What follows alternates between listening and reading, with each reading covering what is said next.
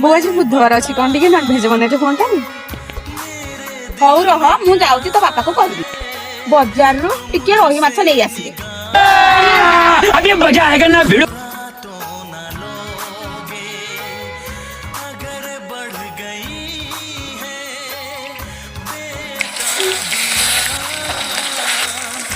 ବେସର ଜିରା ରସୁଣ ଅଦା ବୁନ୍ଦି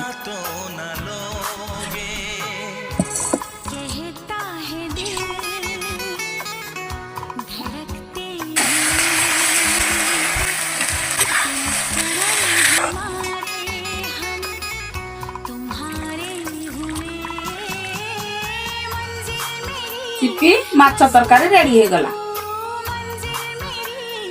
ଦେଖିବା ପାଇଁ ତ ବହୁତ ସୁନ୍ଦର ଲାଗୁଛି, ଖାଇଲେ କେତେ ଟେଷ୍ଟ ନ ହେଇଥିବ। ଆପଣ ମାନେ ବି ଥରେ ରୋହି ମାଛ ବେସର ବନେଇକି ଖାଆନ୍ତୁ।